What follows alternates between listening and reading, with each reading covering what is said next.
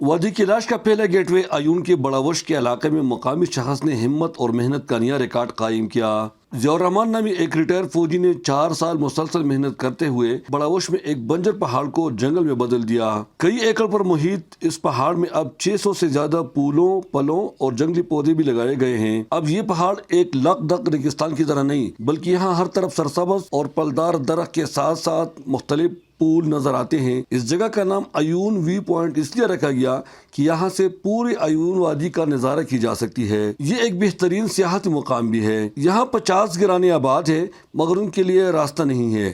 یہ تھوڑا سا پورشن اگر یہ پکا ہو جائے تو ہمارے لوگوں کے لیے، ادھر سارے غریب لوگ رہتے ہیں، سارے بیچارے لوگ رہتے ہیں، نیا آبادی ہے، تو ان کے ساتھ بہت بڑا اچھا ایک احسان ہوگا، ہمارے لیے ایک سہولت ہمیں مل جائے گی۔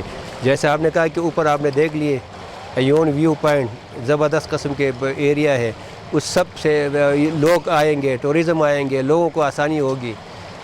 آپ نے دیکھا کتنے لوگ آئے تھے ادھر۔ لوگوں نے اپنے مدداب کے تحت کچا راستہ تعمیر کیا ہے، تاہم بارش اور برفباری میں ان کو انتہائی مشکلات کا سامنا کرنا پڑتا ہے۔ معتبرات درخواست کرتے ہیں کہ اگر باقی ماندہ نہر کو بھی اور اس نالے کو بھی ہمارے لیے بنائے، ہم اس کے انتہائی شکر گزار ہوں گے، ہم اس کے لیے فائدہ مند ہوں گے۔ اس بنجر پہاڑ کے جنگل میں منگل بنانے میں سماجی کارکن حاجی محبوب اعظم کا بھی بڑا کردار رہا ہے۔ یہاں پر ایک بین الاقوامی معیار کا دینی مدرسہ اور مسجد بھی زیر تعمیر ہے۔ اگر ہر پاکستانی ضیاء الرحمان اور محبوب اعظم کی پیروی کرتے ہوئے اپنے علاقے میں ان بنجر زمینوں کو آباد کرے تو اسے نہ صرف ان لوگوں کو مالی فائدہ ہوگا بلکہ سیاحت فروغ پانے کے ساتھ ساتھ موسمیاتی تبدیلی کی منفی اثرات سے بھی ہم بچ سکتے ہیں۔ مقامی لوگ حکومتی اداروں سے مطالبہ کرتے ہیں کہ ان کے لیے راستے، پانی، بجلی اور دیگر سہولیات فراہم کیا جائے تاکہ مقامی لوگوں کے ساتھ ساتھ سیاحوں کو بھی آنے جانے میں مشکلات نہ ہوں اور سیاحت کو فروغ دینے سے یہ علاقہ بھی ترقی کر سکے۔